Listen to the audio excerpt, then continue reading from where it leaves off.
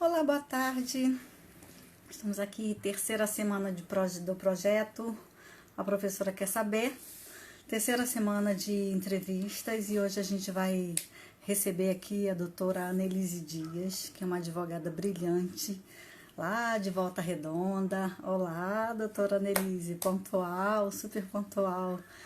E nós vamos recebê-la já.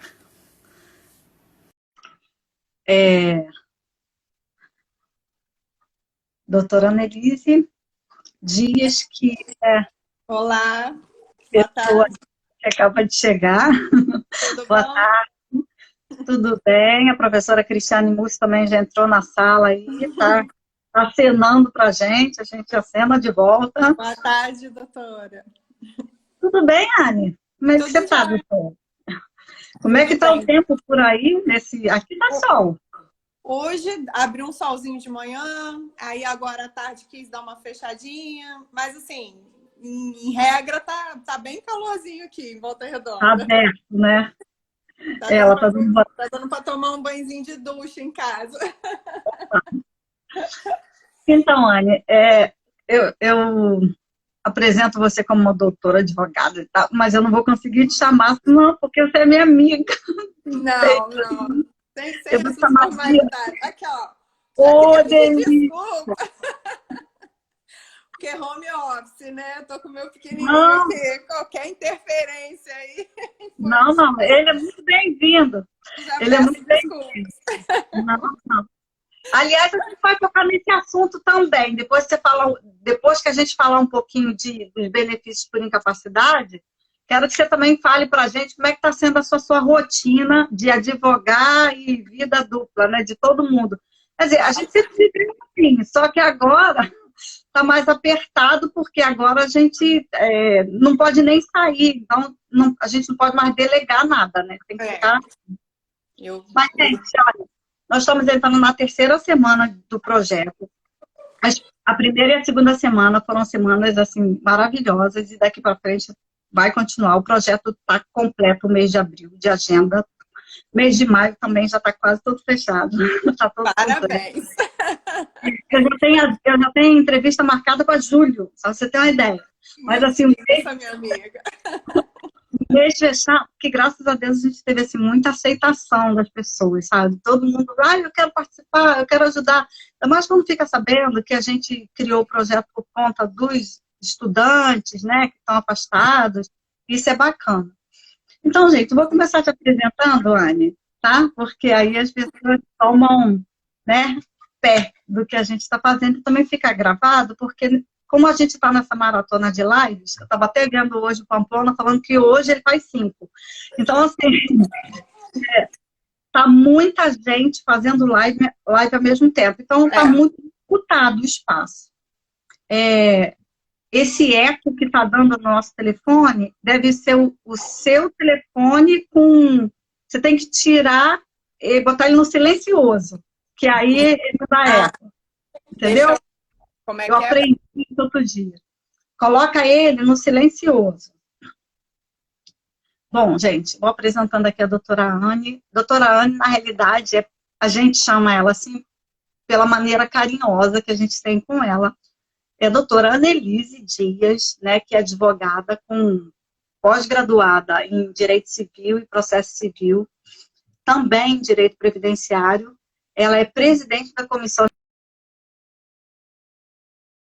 Redonda, é representante em Volta Redonda do Instituto dos Advogados Previdenciários, do IAPE. Lá ela atua também no escritório de advocacia e é uma pessoa que ela tem larga experiência, né, com o direito previdenciário.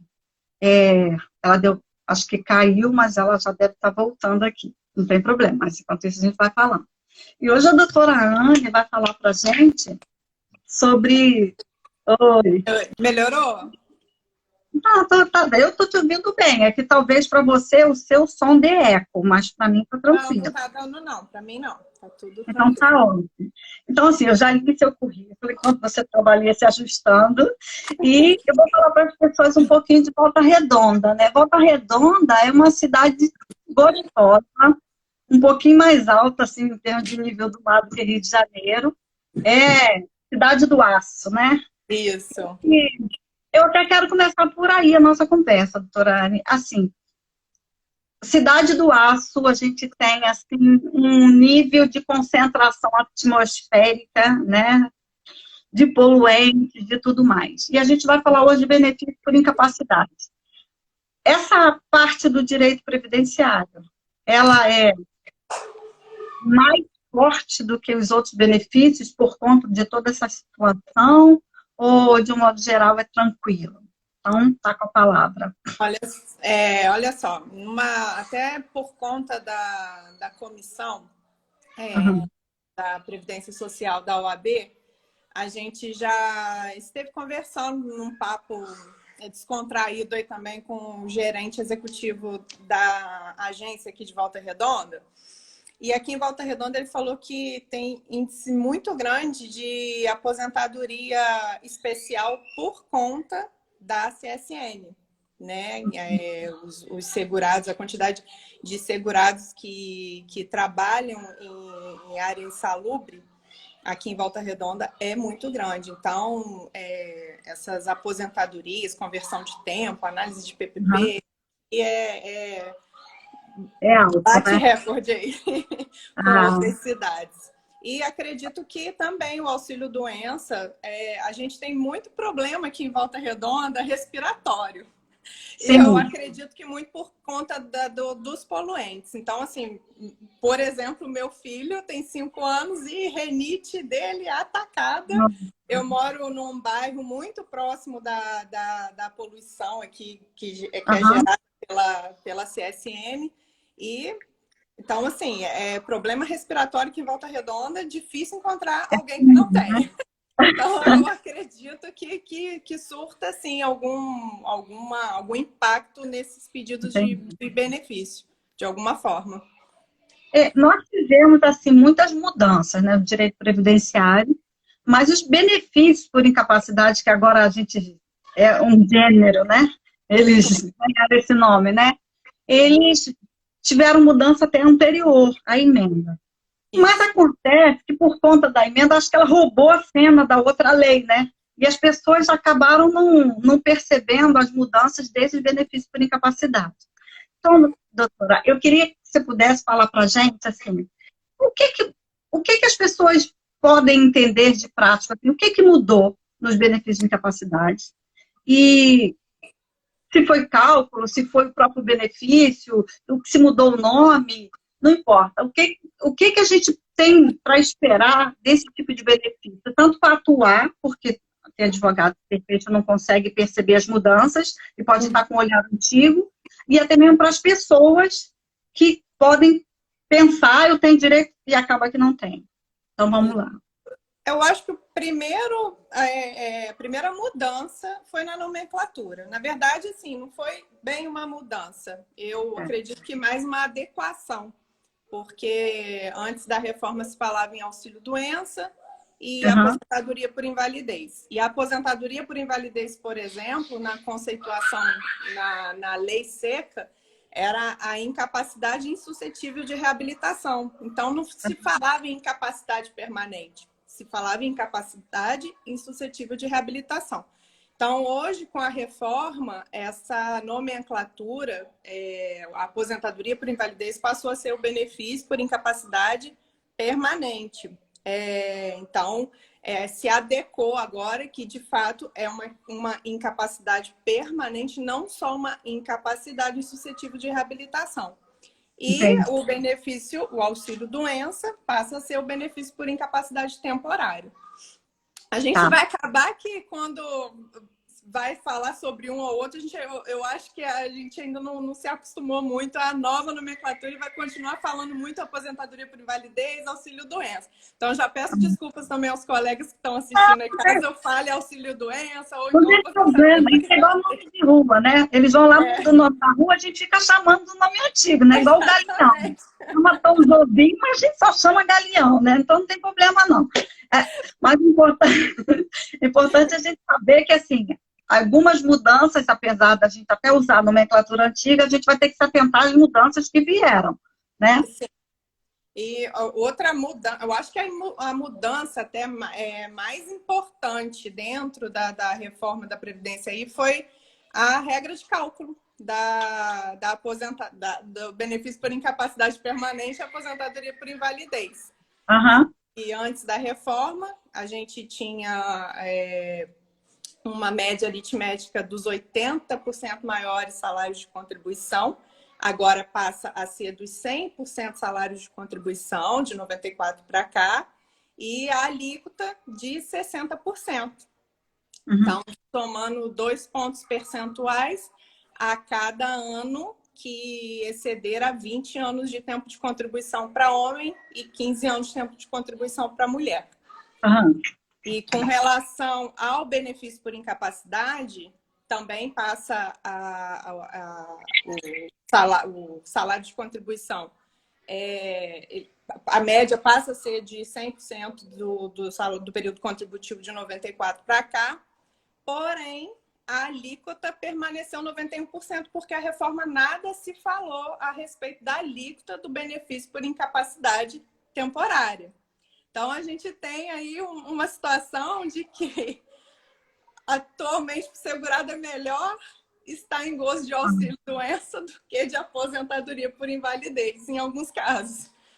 Eu estava falando sobre isso aqui numa entrevista até com o doutor Eduardo, né, que ele é juiz, e a gente estava falando, a gente chegou no momento inverso, né? Todo mundo torcia para sair do auxílio-doença e conseguir aposentadoria por invalidez. Agora todo mundo vai torcer para aquilo não acontecer. Isso, né? Não sei. Vai pedir para não se aposentar por invalidez, mas, por favor, não eu estou bem, né? Eu só não estou muito bem, mas estou bem, né? Tô mais ou menos. Assim, são umas mudanças legislativas que a gente vê que elas não são pensadas assim de forma global, né? Sim. Não para se prejudicar 100% a todos os benefícios, mas é não perceber o quanto que uma pessoa, ela sai de uma situação já prejudicial, porque ela não está na plenitude do vencimento do salário-benefício, porque está com 91%, e uma vez que ela se considere realmente inapta, ela vai cair no 60% de repente, porque depende do momento que ela vai mais precisar, na verdade, né? Porque um benefício no qual ela não pode trabalhar para poder complementar a renda. Então, vai ter que se submeter a ter a sua renda reduzida drasticamente, né? Porque 60% é uma redução muito drástica na renda dela. Né? A Thaís está dizendo aqui para a gente que as pessoas vão chegar no perito e vão falar que é só uma fase ruim. Vai passar. Vai passar, né? Vai passar. É verdade, Thaís. A gente fica meio assim, de uma insegurança jurídica, né? Até porque a gente que vive do direito previdenciário, assim, a gente percebe o quanto as pessoas me falam assim, mas mudou a lei. Eu falei, mas eu não perdi a antiga, porque ela vai valer em algum momento para alguém, sabe? Então, assim, nós não perdemos leis. Que fique claro para as pessoas que atuam nas outras áreas, que o advogado de direito previdenciário, ele acumula todas as leis possíveis, ele não perde nenhuma, né? E a gente fica nessa demanda, né? Aí perguntam para a gente, parece que a gente está fugindo da resposta quando a gente diz eu tenho que ver. Porque, na realidade, a gente tem que ver mesmo, se encaixa. Né? Parece que a gente está saindo pela tangente. Mas... em época de pandemia, isso daí piorou, né? Não, pois né? Aí, assim, é uma situação que, assim, no aspecto trabalhista, e eu sei que o seu escritório também atende essa parte, porque você lá tem outras pessoas, né, doutora? Mas, assim, a gente sabe que a gente tem que fazer toda uma adequação do direito do trabalho para o momento. Que vai... Se o direito... Agora, gente, é um pensamento razoável, que as pessoas, às vezes, não se atentam. Se o direito do trabalho se ajusta, o previdenciário vai ter que se ajustar também, porque é uma resultante. Então, né, a gente tem que pensar assim. Mas passar isso adiante, às vezes, não é tão fácil, né? Não, e mais do que nunca o advogado, a especialização do advogado que atua no direito previdenciário é de suma importância, porque são muitas regras, a gente tem as regras de transição, também, que a gente tem que estar atento. Então, quer dizer, dependendo do atendimento que você faz para o cliente, você pode fazer seu cliente perder muito mais do que ele já está perdendo com a reforma. Então, eu acho muito importante nesse momento quem milita na área se especializar e buscar estudos e atualização para poder saber trabalhar e ajudar o cliente a ter um melhor benefício ou planejar um benefício mais coerente com a renda dele, né?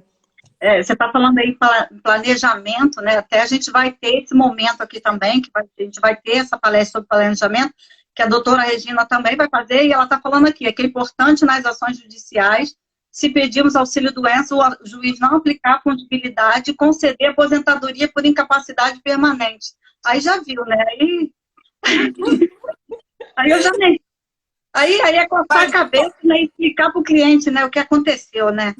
Pois é, porque vai tudo depender da perícia do médico nomeado pelo juiz, né? O professor Alexandre Flecha está aqui com a gente, tá, doutora Neide? Ele está aqui nos assistindo, o professor Alexandre Flecha, que esteve aqui comigo sexta-feira. Boa tarde, professor. É uma alegria você estar aqui conosco. Doutora Anne, fala para a gente um pouco dessas questões, a partir desse percentual de 60%, desse corte, né? A gente sabe que no Brasil, quando a pessoa tem um vínculo de trabalho e ele pode se aposentar por tempo de contribuição, ok, é porque aquela pessoa trabalhou toda uma vida, né? Mas a gente sabe que o benefício que é mais buscado é o benefício por idade. Uhum. Porque, na verdade, as pessoas até trabalham desde muito novas, mas às vezes elas têm vínculos desconectados em períodos que ela trabalhou e não contribuiu. E ela vai avançando na idade, aí chega lá na frente, ela já tem a idade, mas não teve aqueles 30 anos, 35. Hoje em dia, a gente tem ali aquela régua que corta nos 20 anos, homem, 15 ainda mulher, né? Mas a gente vai perceber que nesses casos de uma pessoa já idosa que caia nessa situação do benefício por incapacidade, tendo esse pouco tempo, a maioria das pessoas vai ficar, então, com benefício pequeno, né? Sim. Mas sempre limitado ao salário mínimo. Agora, a gente tem uma situação também diferente, que é aquela pessoa que trabalhou por anos e venha a requerer o benefício por incapacidade, porque é interessante que a PEC, ela em momento algum, ela veda o recebimento acima de 100% do salário de contribuição. Então, a título de exemplo, se você tem uma mulher que trabalhou, que tem mais de 36 anos de tempo de contribuição, ela vai ultrapassar essa média, essa alíquota de 100%. Então, em tese, ela terá direito de receber esse acima de 100% do salário de contribuição. É uma situação que eu não sei como que o INSS vai fazer esses cálculos, se ele já vai aceitar esse valor acima desse percentual de 100%, ou se a gente só vai conseguir isso através do judiciário, ajuizando essas ações e requerendo que seja aplicado esse percentual. Enfim, então a gente tem a situação de cair muito a renda, mas também temos a situação de quem contribui por muito tempo, essa possibilidade de trabalhar essa tese para recebimento da alíquota em cima do salário de contribuição, da média do salário de contribuição acima de 100%. Eu acredito que esses anos a mais, eles vão contar para aumentar esse percentual, mas de forma que a pessoa consiga atingir o teto. Porque, às vezes, mesmo com 100% do tempo, mesmo com 100%, ela não atinge o teto. Porque, na média, isso pode cair. Então, de repente, uns anos a mais trabalhados, pode jogar o valor só do benefício para cima. Para cima, né? E ela pode, de alguma forma, ter uma melhoria, né? Uma situação assim que a favoreça. Agora, com relação à carência, mudou alguma coisa, doutora? Em relação à carência, continua, são 12 contribuições mensais e com aquelas exceções de doenças graves, acidentes de qualquer natureza, doença profissional, doença do trabalho, que são isentas de carência. Então, permanece aí as 12 contribuições mensais. Mas, tá. Aí então a pessoa já sabe que ela tem uma forma de gênero de benefício, que mudou a alíquota, mudou um corte, né? Porque agora parte de 60%. Ela pode até conseguir um valor maior se ela tiver muitos anos a mais trabalhados, né? Que a gente sabe Isso, disso. mas... Para quem assim, é valente no trabalho, né? Está trabalhando há 40, 50 anos. Pois é. Mas assim, e esse tipo de benefício, ele tem mais sucesso na área administrativa ou judicial? Como é que está isso, doutora? A gente tem a questão das perícias administrativas, que, infelizmente, são negadas aí a rodo, né? Então, pelo menos assim, a maioria das ações que eu ajuizo com base no indeferimento, elas são revertidas no judicial. Então, isso eu acredito que vai continuar negando. E a gente tem a questão também aí da realização da perícia indireta por conta da pandemia. Isso, fala um pouquinho para a gente, como é que tá isso? As pessoas acabam perguntando, né? Ah, meu Deus, como é que eu vou fazer? Tá fechado, né? Então, as perícias, os agendamentos, eles estão sendo efetuados através do portal do meu INSS. O segurado vai anexar o laudo do seu médico assistente, descrevendo o histórico da doença, as patologias, a CID, o tempo de recuperação que aquele segurado precisa.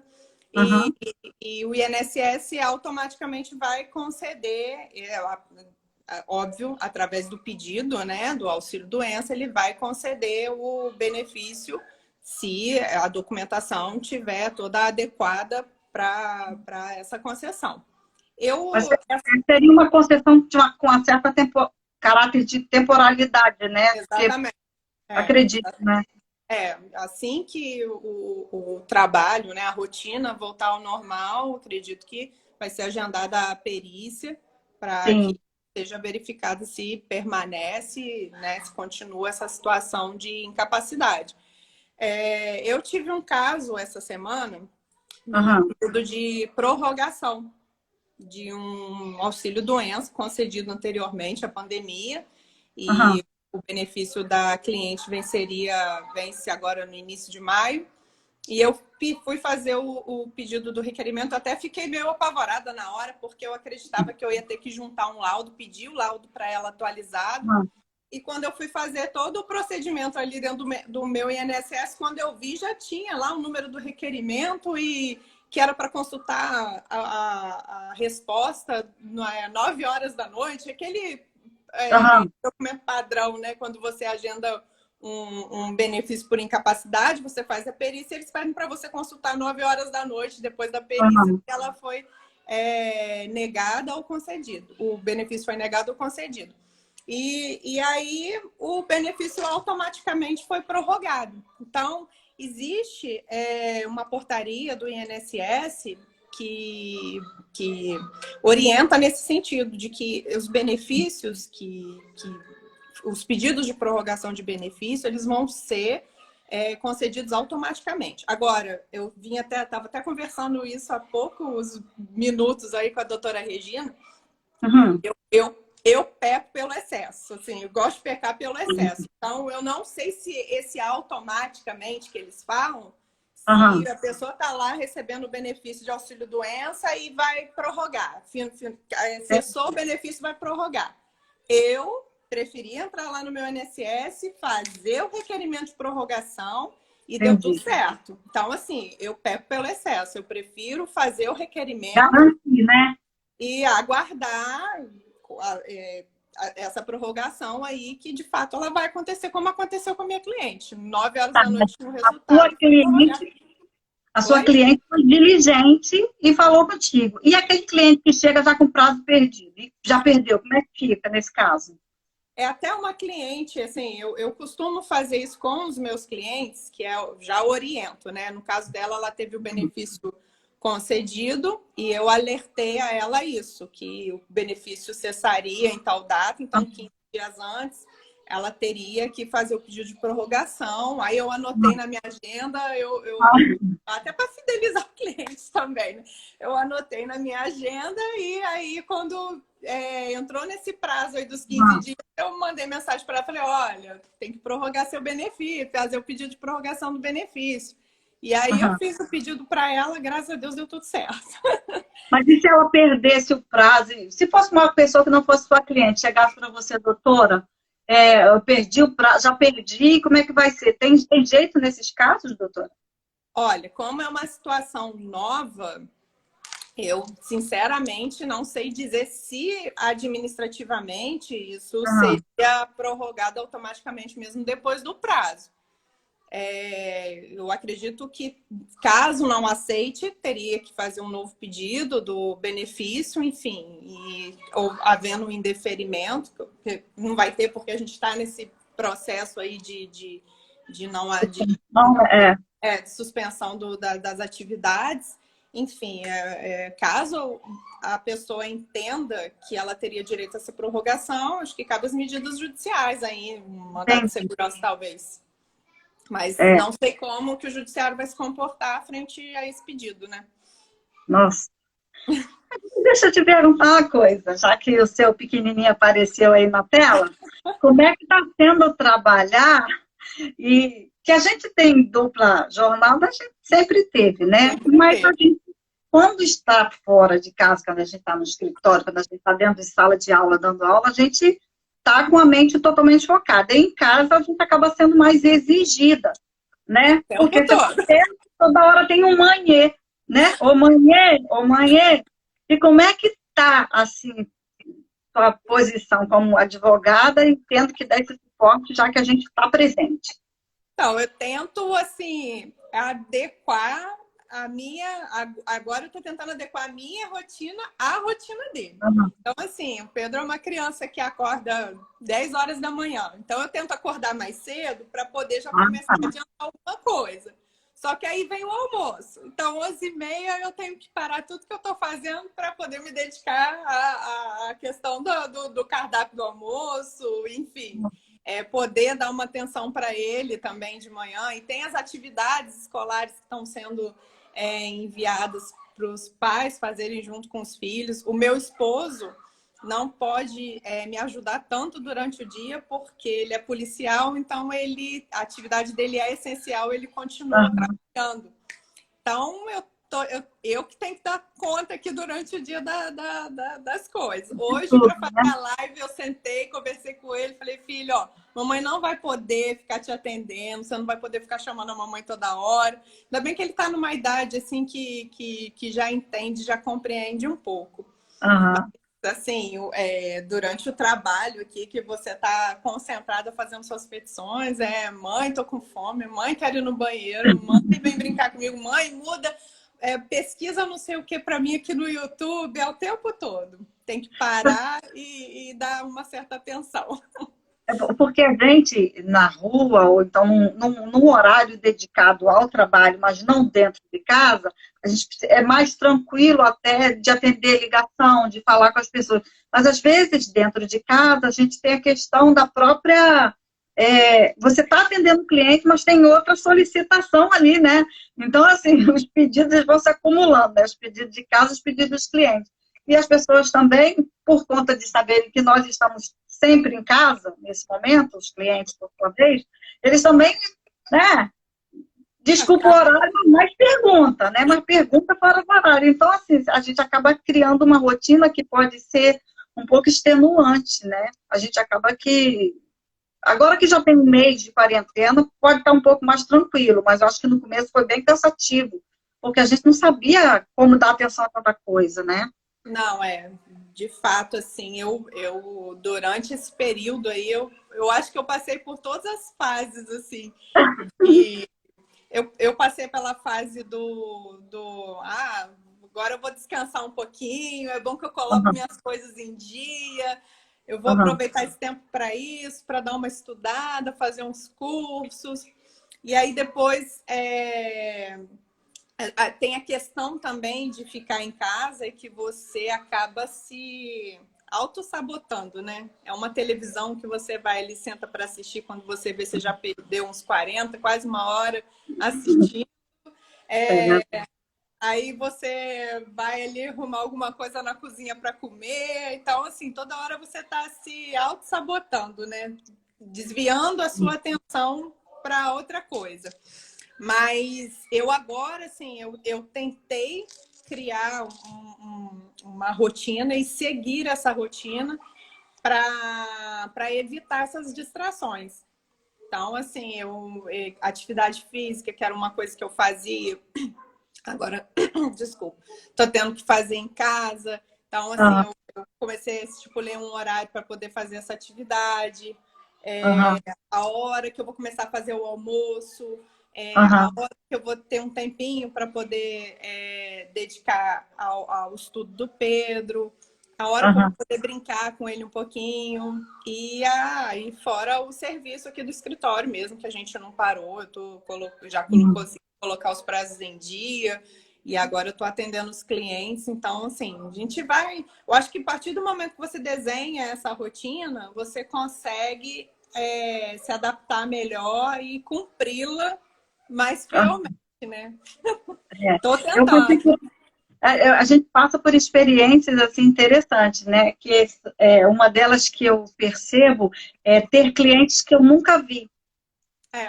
Porque surge nesse período e você recebe documentação, você fala com a pessoa, mas você não teve aquele encontro, que normalmente a gente, como advogado, a gente gosta do encontro com a pessoa, né? Que você tem mais possibilidade de respostas, e a gente acaba não tendo nesse período. Então a gente descobre assim, parece que você está atendendo em outro país, sabe? Né? Porque quando você está na mesma cidade, você dá um jeito, vai lá. Ou até mais longe, você fala, não, semana que vem eu vou estar aí na sua cidade, eu tenho uma coisa para fazer no fórum, a gente marca. Mas assim, parece que a gente está em outro país. Então está atendendo pessoas de muito longe. Mas eu tenho percebido isso, mas tem sido um aprendizado, sabe, doutora? A gente, eu acho que de tudo a gente tem que tirar o lado bom. Então, isso aqui mesmo que a gente está vivenciando é uma situação que só surgiu por conta da necessidade dos alunos da gente falar, vamos nos ver. Porque quando você vê, já passou uma semana sem falar com alguém próximo que você fala todo dia. Então, assim, foi a oportunidade da gente fazer isso. Eu brinco até com as minhas amigas, eu falo com elas, eu falo assim, esse isolamento serviu para mostrar para a gente que quando a gente falar vamos nos encontrar para tomar um café, vamos nos encontrar para tomar um café, porque agora todo mundo quer se encontrar e não tem essa possibilidade. E carioca é o rei do vamos marcar, né? Vamos marcar. A gente não marca nada, né? A gente não vai em nada, né?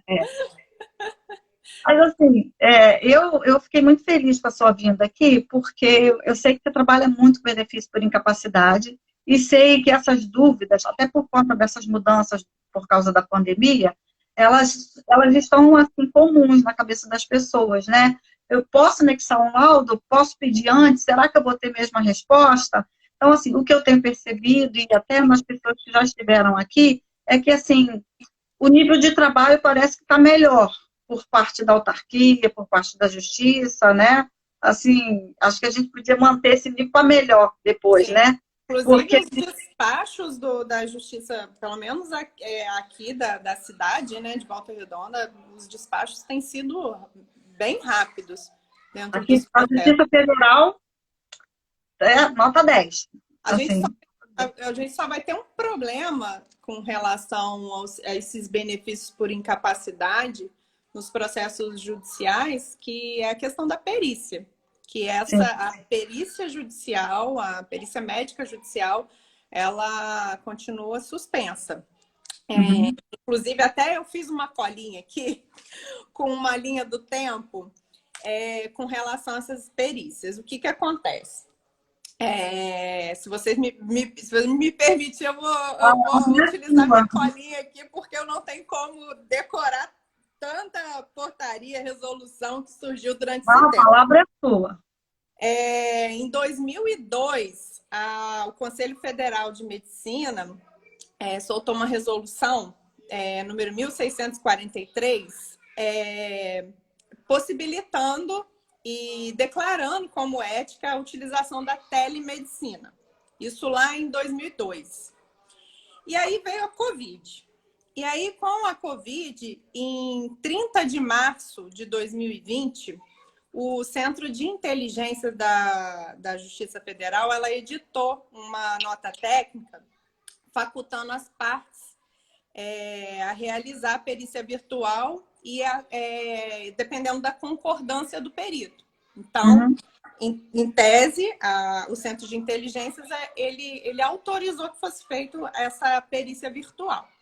E aí os peritos pediram uma nota técnica da Associação Brasileira de Medicina Legal e de Perícia Médica, que soltou também uma nota técnica, editou uma nota técnica, dizendo que não era ético a impossibilidade técnica dessas perícias virtuais e que era antiético a telemedicina nas perícias. Então, a gente tem um impasse a isso agora em 3 de abril de 2020.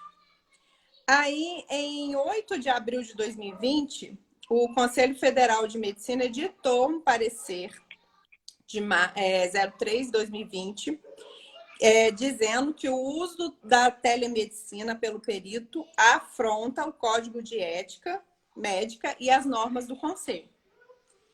E aí o Ministério Público oficiou o Conselho ponderando a situação e que os processos não poderiam ficar parados por conta da suspensão das atividades, enfim. Então, o Ministério Público pediu, em 14 de abril agora, esclarecimentos para ser considerada essa excepcionalidade e autorizar a telemedicina e a perícia indireta a critério do perito. Então, o perito analisaria aquela documentação, se ele se sentisse seguro, ele já fazia a perícia com a documentação ou através da telemedicina, ele já daria o parecer dele, o laudo dele. Mas aí, em contrapartida, dos 14 de abril agora, em 16 de abril, 2 dias depois, foi publicada uma lei que autoriza a telemedicina durante a Covid, durante a pandemia. Só que os peritos ainda relutam em fazer, os peritos judiciais relutam em fazer essa perícia através da telemedicina por conta desse parecer do Conselho Federal de Medicina. Então, eu acho que o que a gente tem aí ainda vai ser essa questão da não realização das perícias por parte dos peritos judiciais. Mas, em contrapartida, a gente tem a questão do artigo 472 do CPC, que autoriza o juiz a dispensar a prova pericial quando as partes apresentarem documentos que comprovem os fatos narrados. Então, de repente, o juiz vai poder se valer desse autorizativo legal para poder conceder esses benefícios até através de uma tutela de urgência.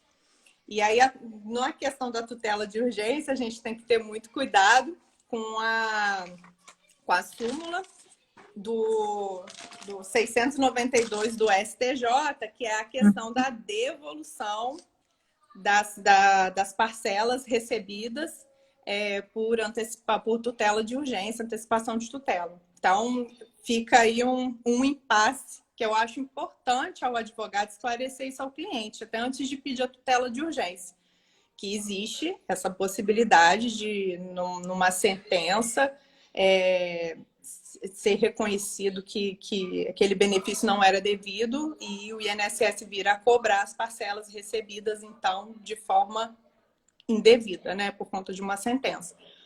Então, tem que ter muito cuidado com essa situação. E aí, eu recebi agora também uma mensagem no WhatsApp por conta de uma reunião que houve agora há pouco no comitê do CNJ, integrado pela AJUF. E algumas decisões foram ditas nessa reunião, e até eu queria trazer o conhecimento dos colegas aí que alguma dessas decisões é a continuidade do teletrabalho da Justiça Federal, que será mantido até dia 15 de maio, tá? Até dia 15 de maio, podendo esse prazo ser estendido ou reduzido, dependendo, claro, da situação da pandemia.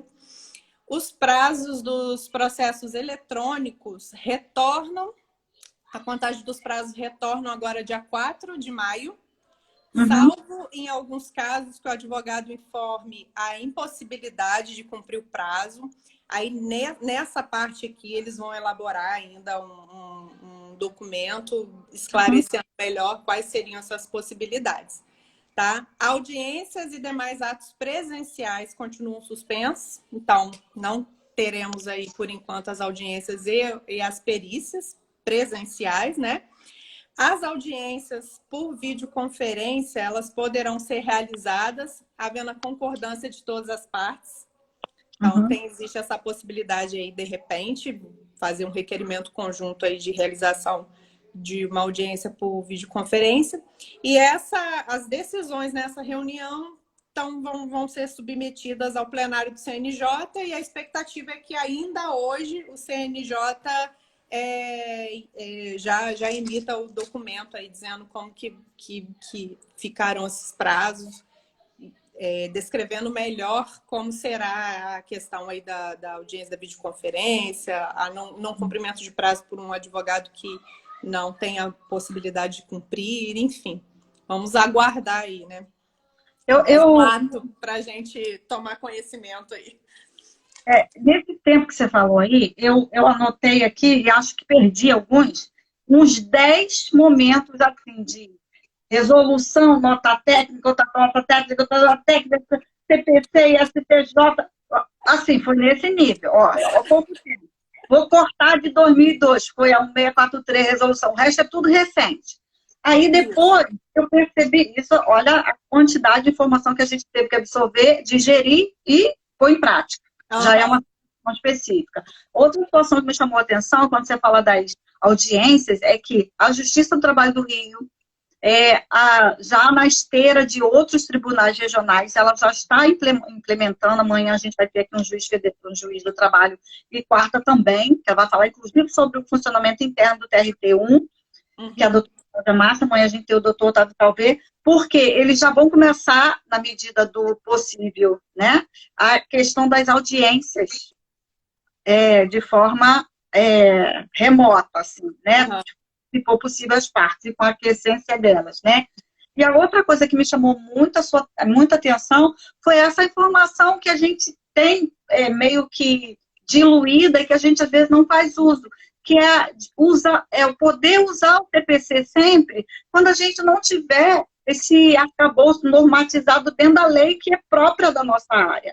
Então, às vezes, as pessoas esquecem que o CPC ele acaba sendo fonte subsidiária para tudo dentro do processo. E o processo, às vezes, trabalhista, previdenciário, às vezes ele não tem todos os argumentos processuais e a gente precisa fazer uso da ferramenta do CPC. Então, o 472 ele é muito legal porque ele traz uma instrução mais robusta. Você acaba se preocupando. Se eu colocar dessa forma, o meu argumento pode ser tão valente que o juiz pode falar, não, está tão bem instruído que eu posso dispensar, porque isso está normatizado.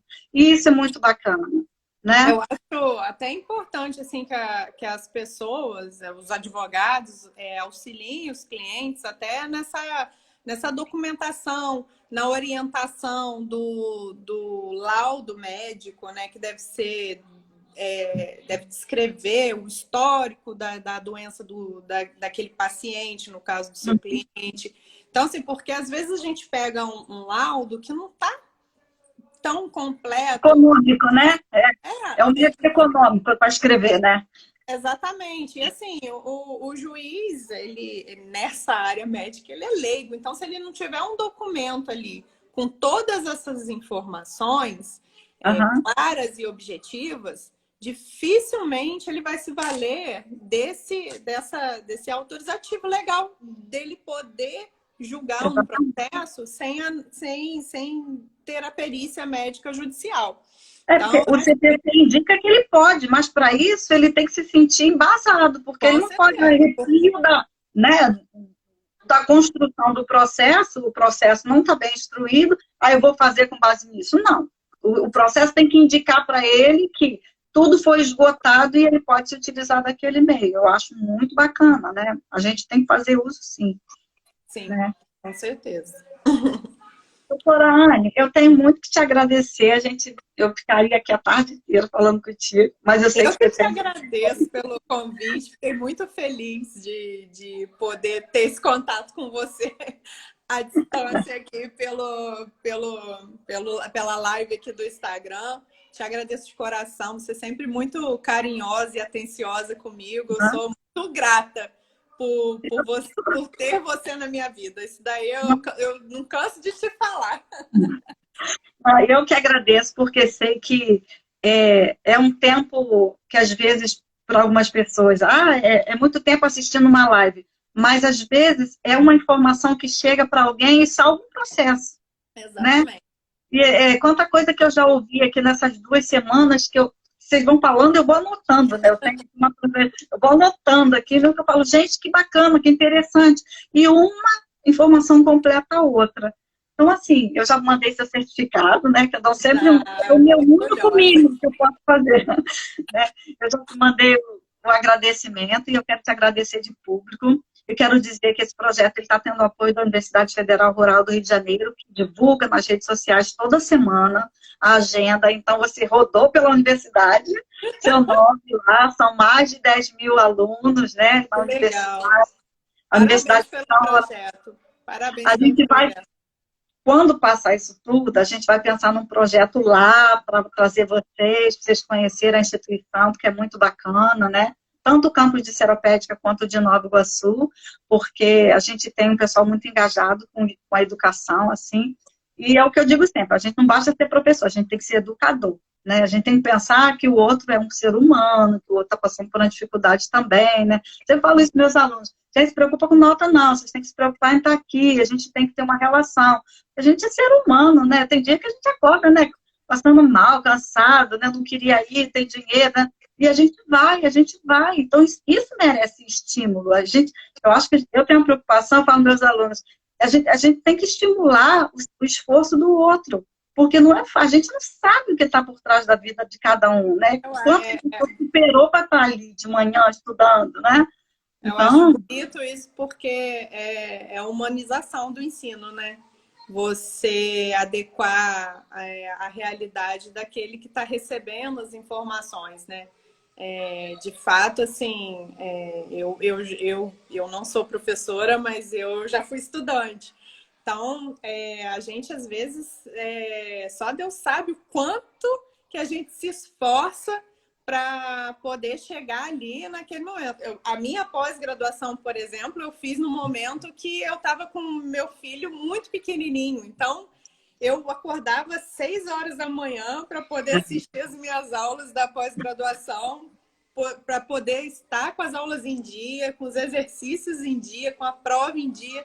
Foi uma luta, mas, assim, consegui, na perseverança, para concluir esse projeto, né? Concluir a pós. Então, assim, eu acho muito legal essa humanização do ensino, tendo em vista a individualidade aí dos alunos, e parabéns. Vindo de você, não esperava nada diferente. Eu que te agradeço, quero te pedir para você voltar sempre, tá? Você pode escolher um tema, porque na realidade é o que eu falo para as pessoas, gente, é um bate-papo, é uma conversa, porque é uma aproximação. Então, eu quero te agradecer e te pedir para divulgar o seu redes sociais, se você pode divulgar, fala pra gente. Eu vou colocar no YouTube, se você permitir. Com certeza, tá? Pode divulgar sim. Isso. E qual é a sua? Você tem alguma rede social que quer deixar? Algum Instagram para as pessoas? O Instagram é Annelise, _ADV. Annelise com 2 N's, com S. Eu tô marcada, eu acho, na informação da nossa live de hoje. Então, quem quiser me adicionar, pode me adicionar na rede social. E no Facebook é Anne com 2 N's Dias. Isso. Então, podem me adicionar se surgir alguma dúvida, enfim, qualquer coisa pode perguntar no direct, que eu podendo ajudar, sabendo, com certeza terei o maior prazer em auxiliar. Então, eu vou fazer um print aqui da nossa tela. Deixa eu me arrumar. Sorria, porque eu vou fazer um print. E aí, vou colocar no YouTube, tá bom? Tá, e quem quiser contato com a doutora Anne, gente, amanhã a nossa live é pela manhã, tá? Com o doutor Otávio Calvé, é às 11 horas da manhã, tá? Então, gratidão. Fica com Deus. Obrigada, doutora de França. Um beijo bem grande para você. Obrigada pelo convite, tá? Um beijo. Tchau, tchau. Beijo no Boa tarde. Tchau. Tchau.